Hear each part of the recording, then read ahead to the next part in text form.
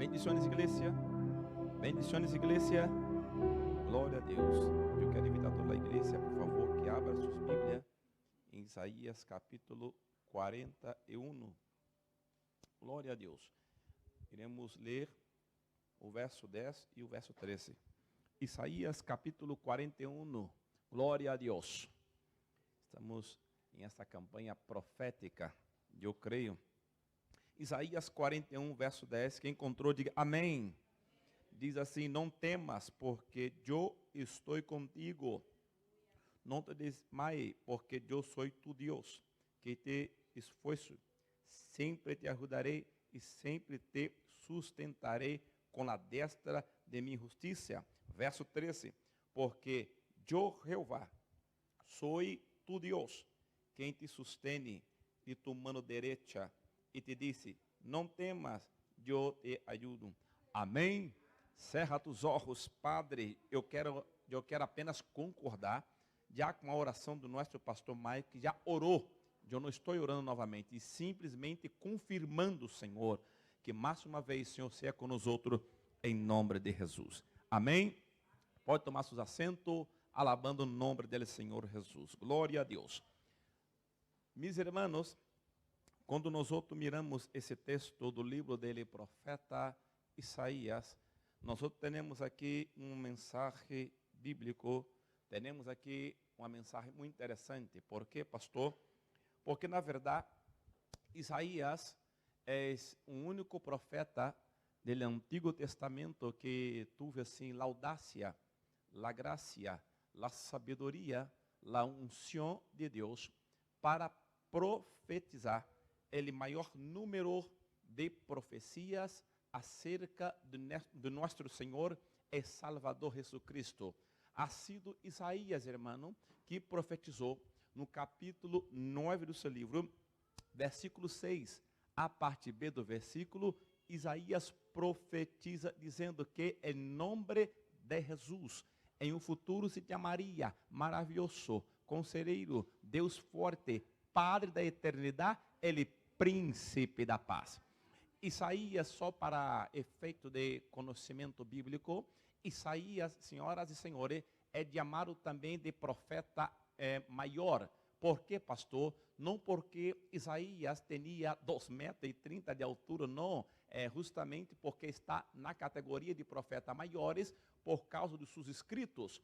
Isaías também é chamado pelos estudiosos da Bíblia Sagrada de como a Bíblia em miniatura do Antigo Testamento. Que é isso, pastor? Sim, a nossa Bíblia Sagrada, nós dividimos ela em duas partes. Em primeiro lugar, nós temos o Antigo Testamento e o Novo Testamento. Assim também é o livro do profeta Isaías. Isaías, do capítulo 1 até o capítulo 40, nós temos aqui uma mensagem. A partir do capítulo 40 até o capítulo 66, de Isaías 1 ao 39, uma mensagem. Do capítulo 40 até o capítulo 66, temos agora a segunda mensagem. Assim também é a Bíblia Sagrada, porque os 39 livros da Antiga Aliança habla uma mensagem, e depois os 27 livros do Novo Testamento transmite para nós uma outra mensagem.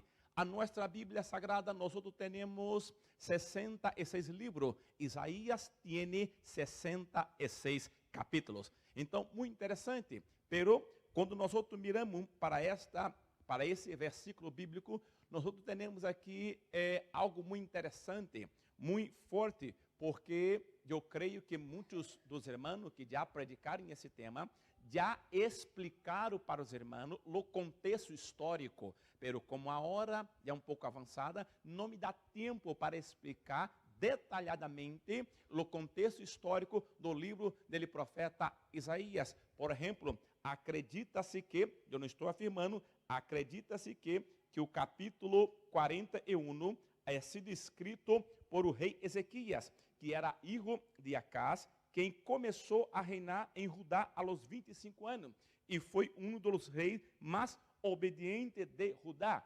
Pero, pastor, isso é novidade para nós outros. Irmão, não importa se ha sido Isaías ou o rei Ezequias. O que importa é que está escrito para nós outros, que Deus irá nos ajudar. Será que você pode alabar o nome dele, Senhor?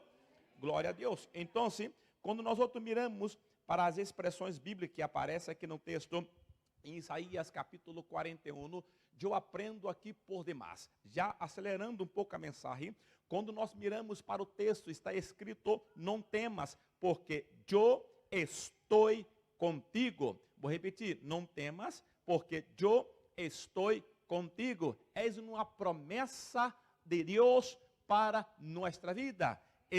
Esta passagem enfatiza o que, pastor? Enfatiza que não importa que desafios ou dificuldades enfrentemos na vida, Deus sempre estará ao nosso lado, oferecendo proteção e companhia. Por isso, pode dar consolo e coragem em momentos de medo, de incerteza. Por isso, não temas, porque eu estou contigo.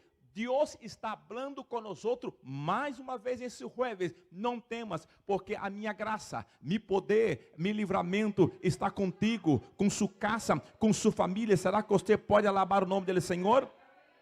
A outra expressão bíblica que aparece aqui no texto, não te assombres, porque eu sou tu Deus. Vou repetir, não te assombre, porque eu sou tu Deus. Pastor, o que nós outros podemos assim aprender com esta expressão bíblica? Esta parte do versículo recorda que Deus é nosso Senhor e cuidador. Não, vou repetir. Esta parte do versículo recorda que Deus é nosso Senhor e cuidador. Ou seja, Deus está cuidando de você. Deus está cuidando da sua casa. Deus está cuidando da sua família. Será que você pode alabar o nome dele, Senhor? Por lo tanto, não devemos deixar-nos levar por la desesperação, pois Ele é nosso refúgio e força. Oh, glória a Deus. Por isso, não te assombra, porque eu sou tu Deus. Aleluia. A terceira expressão bíblica que aparece aqui no verso de número, capítulo 41, eu te fortaleço e te ajudo. Eu te fortaleço e te ajudo. Deus promete, é uma promessa de Deus. Deus promete fortalecer e ajudar aqueles que confiam em Ele. Não, tu não é entendido. Deus, há uma promessa dele, Senhor. Há uma promessa dele eterno. Há aqui uma promessa dele Criador. Então, essa promessa é solamente para as pessoas que confiam em Ele. Há um salmo na Bíblia que diz assim: entrega seu caminho ao Senhor, pero confia em Ele, e o mais Ele hará. Glória a Deus. Eu recordo uma vez que eu perguntei por irmãs e irmã, bendiciones, como está? Não é daqui da igreja. Irmã, sim, pastor, bendiciones. E eu disse, irmã, como está a sua filha? Sim, está uma bendição, pastor. E seu filho? Está também, pastor, está uma bendição, pastor. E eu disse assim, e sua madre? Sim, está uma bendição. Sim. E seu marido? Oh, pastor, aquele diabo. Falei, madre minha irmã, a senhora entregou, pero não confiou no Senhor. Por isso a promessa é, entrega o teu caminho ao Senhor, pero confia em Ele. Então, essa promessa de fortalecimento e ajuda de Deus é solamente para quem confia em Ele. Só quem crê, alaba o nome dele, Senhor. Então, isso significa que quando nos sentimos débiles ou impotentes, podemos buscar a força divina para enfrentar o nosso desafio. Por isso a promessa é, eu te fortaleço e te ajudo. Será que você pode dizer amém? Outra expressão que aparece aqui no versículo é, e te sustene com a destra de mi justiça. Pastor, o que é isso? La destra se associa a menudo com a mano direita, que simbolicamente representa ou simboliza poder e autoridade. Pastor, Deus promete sustener e guiar com justiça aqueles que seguem seus caminhos. Aleluia. Deus tem uma promessa para a minha vida. Deus tem uma promessa para a tua vida. Será que tu pode alabar o nome dele, Senhor? Então, se o tema está assim, não temas, porque eu te ajudo, ou seja, eu estou contigo, a ajuda de Deus, e que nós outros podamos assim exaurir, aprender com esta expressão bíblica. Nós outros temos em la Bíblia Sagrada muitos exemplos onde Deus se manifesta ou se manifestou como ajuda para seu povo. Por exemplo, quando nós outros miramos para a Bíblia Sagrada, no livro dele, profeta Daniel, nós outros entendemos que no ano 605 antes de Cristo, 7 anos antes dele, profeta Ezequiel ser levado cautivo para a província de Babilônia, Deus permitiu que Nabucodonosor entrasse dentro de Jerusalém. E esse homem levou consigo alguns vasos, alguns objetos, alguns utensílios sagrados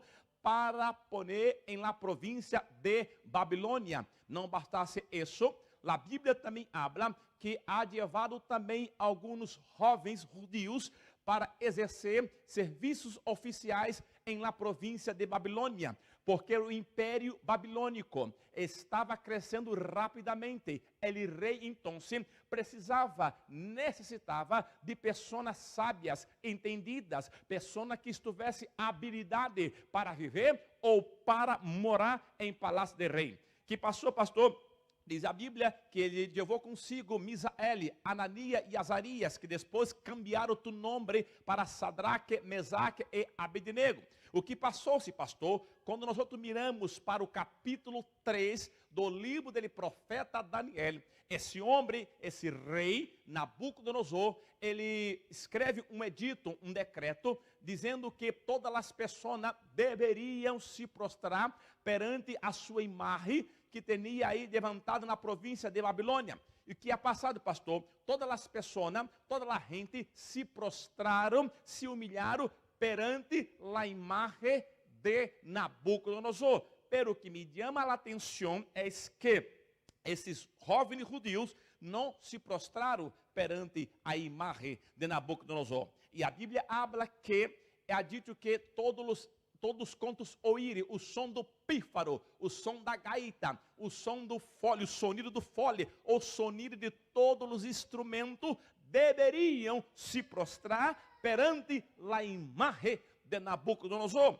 Passou-se o que, pastor? Que esses 3 jovens não quiseram se prostrar perante a imagem. Então, ele ha dito que ha preparado um horno para aquelas pessoas para que não se prostrarem perante a imagem. Nós outros conhecemos a história. E que passa, pastor? O que passa é que os 3 jovens são exatamente agora echados num horno de fogo ardente. E aí, pastor, exatamente a hora de eu penso, é um pensamento meu, que Satanás a hora pensou, a hora não tem mais ajuda de nada, agora se acabou. Pero o diabo se esqueceu, irmão, o diabo se olvidou que os mancebos eram jovens judios, homens ninhos de oração, que buscavam o Senhor. O que passa? De repente, esse rei Nabucodonosor mira para dentro do horno, e agora não está vendo 3 pessoas, e mira e vê 4 pessoas, e quando ele mira lá 4 pessoas, ele ha dito, peraí, esse 4º homem que está dentro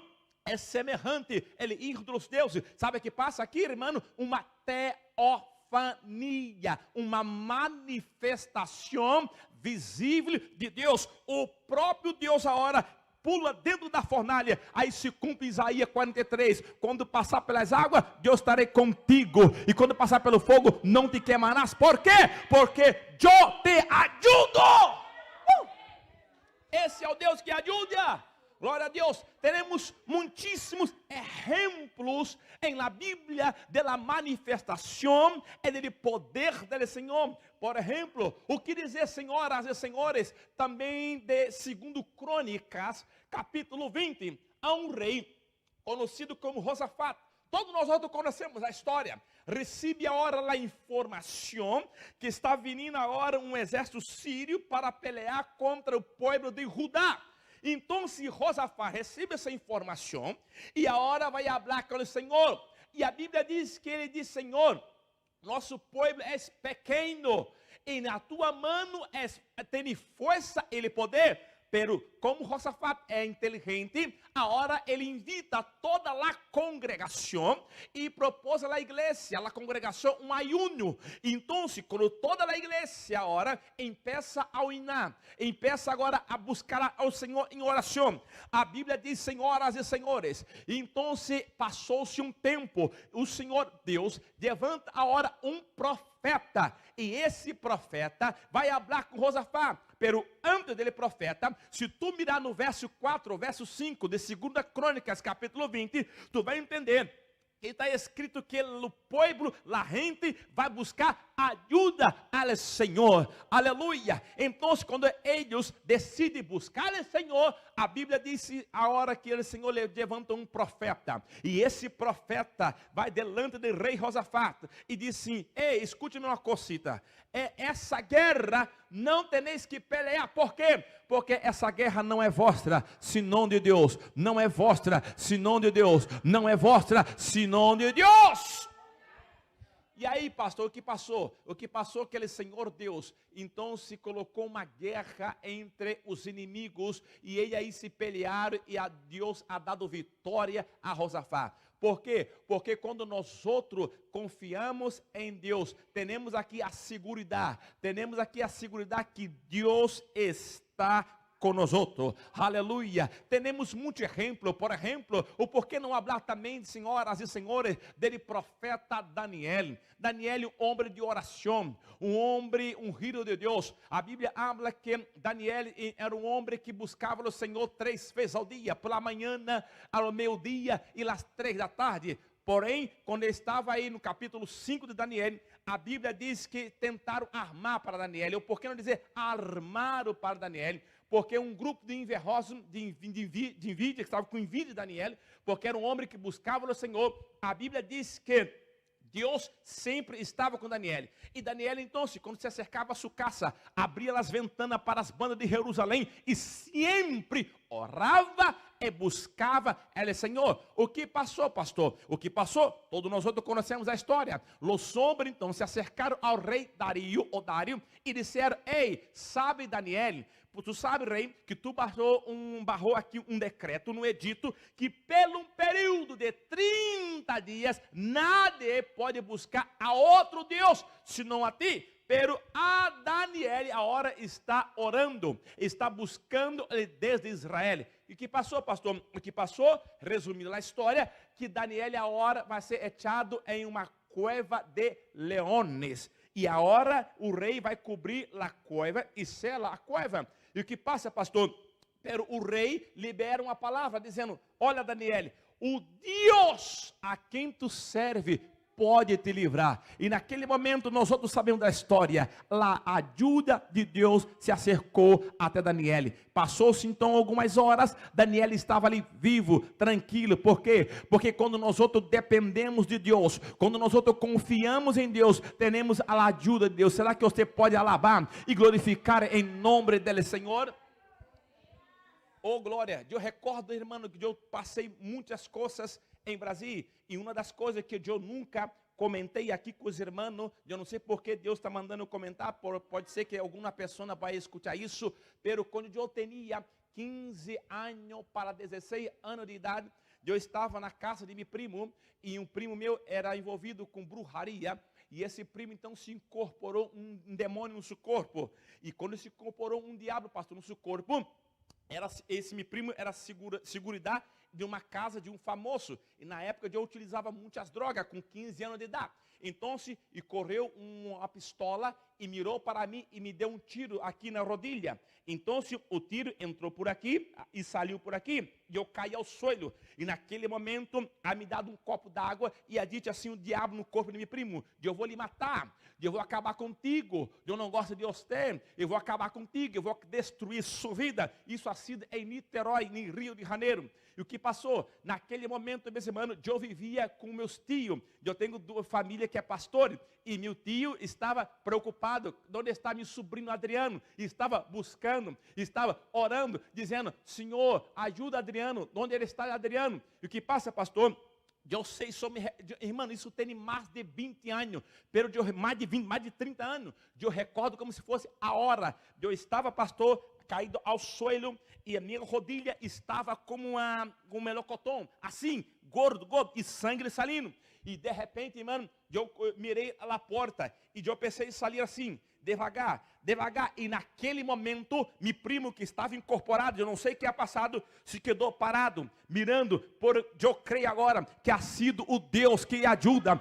Parou meu primo e eu consegui abrir a porta, subi em cima de um coche e o taxista mirou e disse: "Menino, o que ha passado contigo?" E eu disse: "Homem, eu tomei um tiro agora", e me levou para o hospital Antônio Pedro em Niterói. E quando eu estava no hospital Antônio Pedro em Niterói, exatamente nesse dia, uma grande favela de Niterói ha sido invadida pelos policiais. Então, muitos traficantes ha sido mortos e alguns ha sido baleados e uns ha ido para o hospital onde eu estava. E naquele momento, a polícia civil estava buscando todas as pessoas que estavam sido baleadas. E eu estava, irmão, em uma maca, sangrando.